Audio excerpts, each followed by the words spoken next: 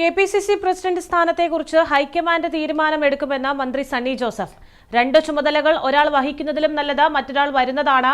രത്തൻ ഖേൽക്കർ മുഖ്യമന്ത്രിയുടെ സെക്രട്ടറിയാകുന്നതിൽ അസ്വാഭാവികതയില്ല. ബംഗാളിലെ സാഹചര്യമല്ല കേരളത്തിലെന്നും മന്ത്രി കണ്ണൂരിൽ പറഞ്ഞു.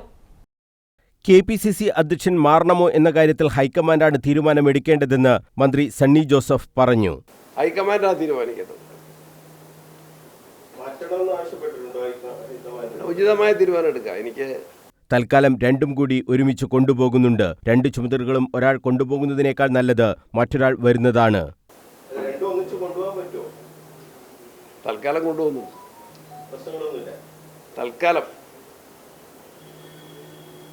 രണ്ടും കൂടെ ഒരാൾ ചുമതല വഹിക്കുന്നതിനേക്കാൾ കൂടുതൽ ആളുകൾ വരുന്നതാണ് കൂടുതൽ നല്ലത്. മുഖ്യമന്ത്രിയുടെ സെക്രട്ടറിയായി തെരഞ്ഞെടുപ്പ് ഓഫീസർ രത്തൻ ഖേൽക്കറെ നിയമിച്ചതിൽ രാഷ്ട്രീയമില്ലെന്നും സണ്ണി ജോസഫ് പറഞ്ഞു. അല്ല, രത്തൻ ഖേൽക്കർ എന്ന വ്യക്തിക്കെതിരെ നമ്മൾ അങ്ങനെ ആശയം ഉന്നയിച്ചില്ല. അദ്ദേഹം കണ്ണൂർ ജില്ലാ കളക്ടറായിരുന്നു. നല്ല സൗമ്യനായ കാര്യശേഷിയുള്ള ഒരു ഉദ്യോഗസ്ഥനാണ് അദ്ദേഹം.